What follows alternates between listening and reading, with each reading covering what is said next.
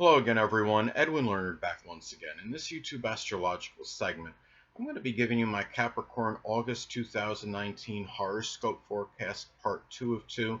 And yes, this does apply and pertain to the Sun, Moon, and Ascendant.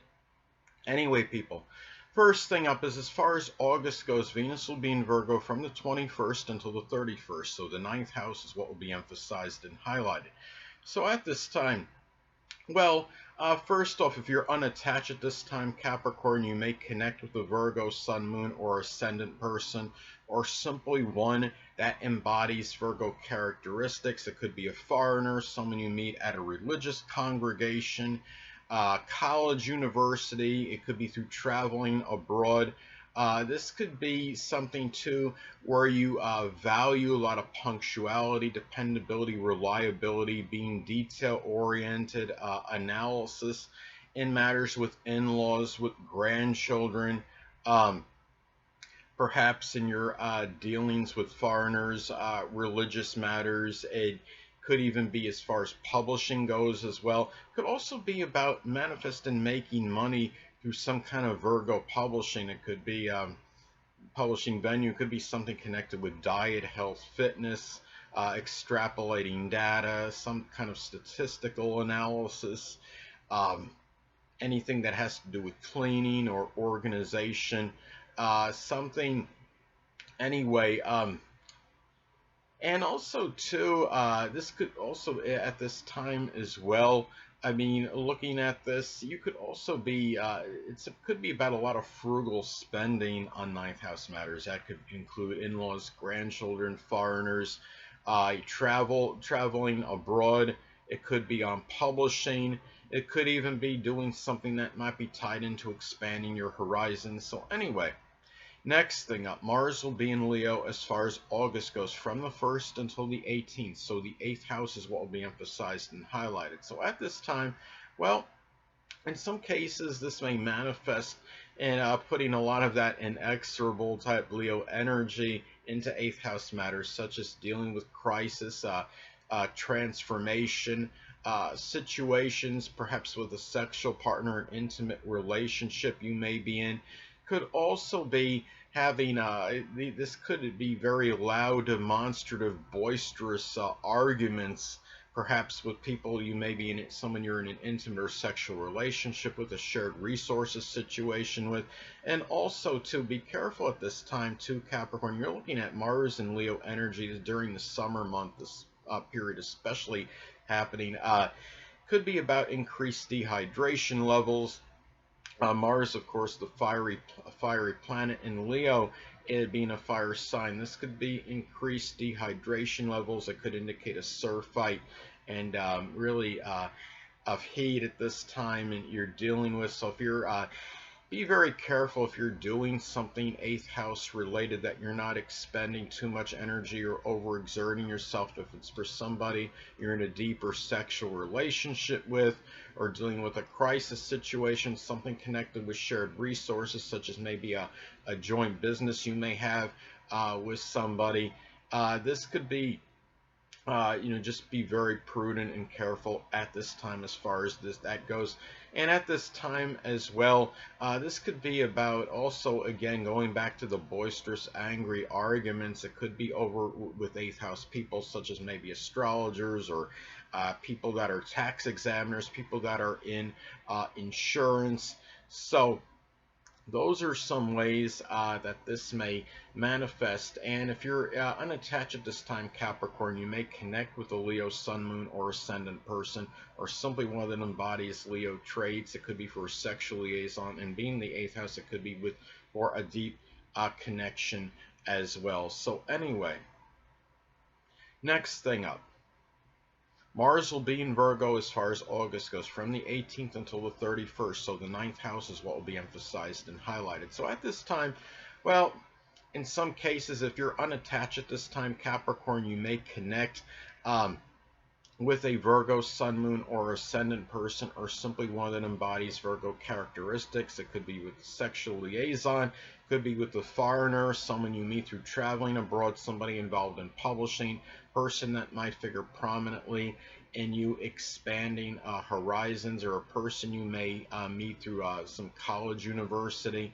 Now, could also be where you might be coming, this could be about perhaps battles with a lot of critical, judgmental energy and a lot of derogatory remarks and a lot of complaining. It could be with in-laws, with grandchildren. It could be with foreigners, anybody that's ninth house related, but also putting a lot of energy and vitality into service related matters, perhaps, and with those ninth house people as well. It could be for in-laws, grandchildren. It could be foreigners. It could be maybe someone you know at some college, university, and also looking at this, this could also be, in some cases, really, I mean, Virgo energy is very industrious, very hardworking, and it could be a lot of this hardworking, industrious energy going into something ninth house related, such as publishing, and also too it could be about expending a lot of energy on some Virgo related higher education. It could be something with analytics, that's some kind of something that deals with statistics, um, something that involves a lot of detail, such as data entry or computer programming, or becoming some kind of or a professional organizer if they do have a college course. I don't know if they actually have that or not, but anything that could be Virgo related. So anyway, next thing up, Jupiter will be in Sagittarius, so the 12th house is what will be emphasized and highlighted. Now, I've talked about this previously, that Jupiter can be rather paradoxical, could be very strongly benign and benevolent, but could also have a tendency to enlarge and expand. Now, a lot of cases, this could enlarge and expand, perhaps foolhardy behavior, self-righteousness, over-optimism, over-enthusiastic energy, and reckless behavior, perhaps in dealing with, it could be an aunt and uncle, people prominent in your private life. It could also be trying to overcome limitations and restrictions. In some cases, if somebody does have one existing, this could be very isolated, though. It could expand or enlarge a Sagittarius type mental illness, such as hyperactivity. Could also expand and enlarge hidden adversaries at this time. They could be Sagittarius people, or Sun, Moon, Ascendant people, or ones that embody Sagittarius traits. It could be people that might be in Sagittarius type professions, such as humor, comedians, people in advertising, publishing, translation, sports, and also too, I mean, overall, I mean, when you look at this, too, this could also be about putting a lot of benevolent energy into helping those that are less fortunate than yourself, such as the homeless, the impoverished, the hungry, and the oppressed. So, anyway, I think also over optimism in some cases, got to be careful. It could be one's self-undoing at this time as well. So those are some ways that this could manifest. So anyway, next thing up, Saturn will be in Capricorn still, so the first house is what will be emphasized and highlighted. Now at this time, well, when you have, you're talking about Saturn, Capricorn, first house energy, there could be a propensity to lose weight at this time, especially if this is actually hitting the first house in one's natal chart. It could be a time where people, you may be more inclined to be more responsible. It's about more maturity. And also, too, at this time, it could also manifest in Saturn type new beginnings, such as doing something maybe with dentistry, or something that involves work with the bones, or political business work. It could just be very hard labor in general.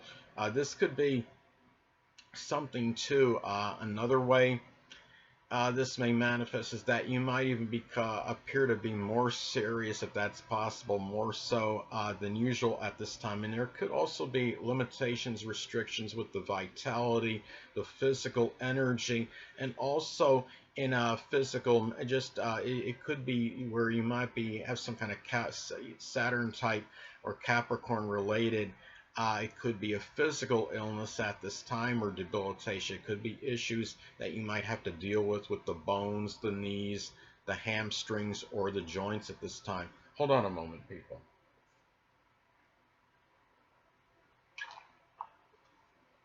Sorry about that. I'm back. But anyway, it could also be about you might find yourself taking care of a sickly or debilitated grandmother or someone you knew from your early childhood.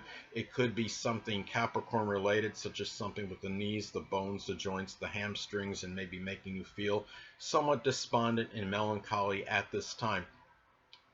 Next thing up. Well, Uranus will be in Taurus still, so the fifth house is what will be emphasized and highlighted. So at this time, well, you might find yourself doing getting involved some kind of Uranus type thing of fun, amusement, or enjoyment, such as astrology or some esoteric subject.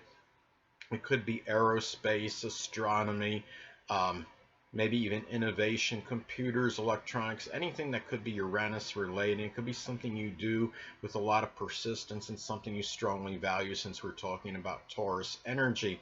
Could also be at a time too where there might be a lot of maybe fluctuation in where if you're involved in some kind of investment, it could be very erratic and sporadic and have a lot of ups and downs and fluctuation at this time. And it could be a time too where you may find, if you're unattached, this could be like a Uranus type love that you might connect with at this time. It could be somebody that could be very unorthodox, eclectic, unconventional, even innovative. Somebody that might be very freedom loving and non-conforming. And it could also be at this time too as well, you might be dealing with a lot of unusual, stubborn, obstinate behavior with children and lovers at this time. So anyway, it could also be very unanticipated, unpredictable energy in things of a speculative or investment matters. If a lot of this, of course, could be predicated and dependent on aspects. This makes the points in your chart. A good aspect to Jupiter could actually show a very positive gain, or even a sextile or trine to Venus. But say an adverse aspect to your natal Saturn could show some kind of loss, perhaps in connection with this. So anyway, next thing up, Neptune will be in Pisces still, so the third house is what will be emphasized and highlighted. Now, I mean, this can manifest in a multitude of ways. One thing the way this may pan out, this could be about, in some cases, where you might be certain memory issues at this time, where maybe in some cases even the rational thinking may be dissolving or dissipating. It might be harder to remember the details on certain things.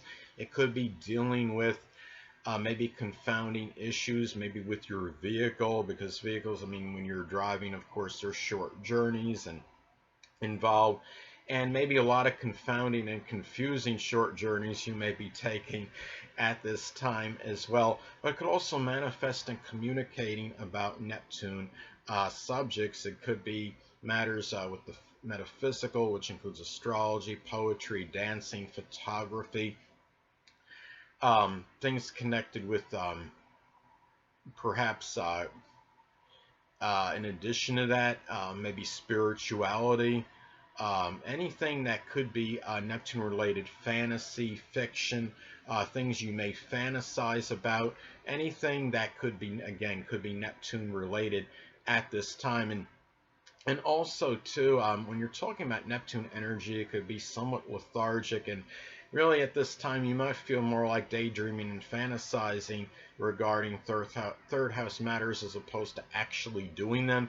And it may be, especially if this is making an adverse aspect to your natal Mars, your Ascendant, or your Sun at this time. And also too, be very careful when you're dealing with, I mean, siblings, cousins, neighbors. They might be a little bit more deceptive and duplicitous, more so than usual. Last but not least, Pluto will be in Capricorn still, so the first house is what will be emphasized and highlighted. So at this time, well, I know a lot of you don't want me to say the dreaded D word, but you know I'm going to anyway. Some cases this may manifest in perhaps an actual literal death of a grandmother or someone you knew from your early childhood, or someone that was instrumental in new beginnings for you. This could also be a time where you may get involved in Pluto type new beginnings, such as something with insurance, astrology, the supernatural, the occult, something with recycling, transformation, start maybe working in some kind of death profession, such as working as a coroner, a mortician, or even a funeral director at this time. This could also be about a transformation of the physical body, especially if this is actually in the actual first house in one's natal chart. It could be as a result of some maybe surgery in some cases, or through working out vigorously at this time. And also you might come across as a little bit more imposing and intimidating, more so than usual, on a first impression at this time, or maybe even be a little bit more morbid and morose at this time, more so than usual. So anyway, people, that'll conclude this YouTube astrological segment for my Capricorn August 2019 horoscope forecast part 2 of 2. And stay tuned next time where I'll be giving you my Aquarius August 2019 horoscope forecast part 1 of 2. Two things I want to get with you on before I head out. Firstly, the stars may impel but do not compel. And secondly, never isolate any single astrological element, aspect, planetary placement, position, configuration, influence, or what have you, and make an analysis of a person, astrologically speaking, based on this alone. Because astrologically speaking, the person is the sum of all their components in their natal chart and not just one. Until next time, people, stay well.